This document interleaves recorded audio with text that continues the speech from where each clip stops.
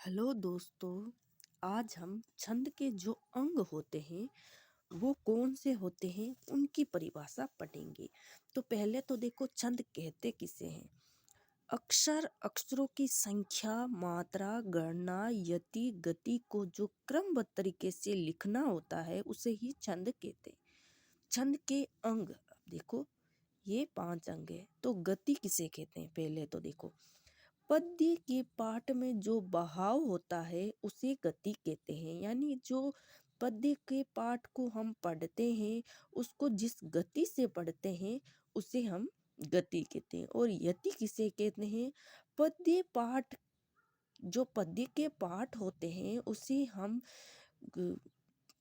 विश्राम के द्वारा, यानी रुकते हैं कहीं पर जहाँ पर कोमा लगाया होता है, विराम चिन्ह लगाया होता है, उस भाग पर हम जिस गति से पढ़ते हैं और विश्राम करते हैं, रुकते हैं, उसे हम यति कहते हैं।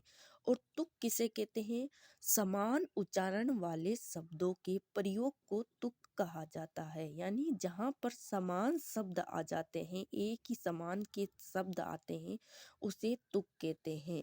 कैसे, जैसे देखो, जय हनुमान ज्ञान गुण सागर, ये पीछे जो सागर आया है और अगली लाइन में ऐसे पढ़ा जाता है कि जय हनुमान ज्ञान गुण सागर, जय कपीस तिहु लोक उजागर। यानी ये सागर और उजागर जो आया हुआ है पीछे तुक एक समान, उसे ही तुक कहा जाता है। और मात्रा किसे कहते हैं, वर्ण के जो उच्चारण में जो समय लगता है उसे मात्रा कहा जाता है। मात्रा, लघु और गुरु 2 प्रकार की मात्राएं होती है। लघु में इस प्रकार चिन्ह लगाया जाता है, एक लिखा जाता है, और गुरु में अस इस प्रकार लगाया जाता है। और मात्राएं कौन सी होती है, ह्रस्व और दीर्घ। ह्रस्व यानी छोटी मात्रा ए, ई, उ, री। और बड़ी मात्राएं कौन सी होती है, आ, बड़ी ई, बड़ा उ, ए, ऐ, ओ, औ। ये होते हैं दीर्घ की मात्राएं जिसमें गुरु चिन्ह लगाया जाता है।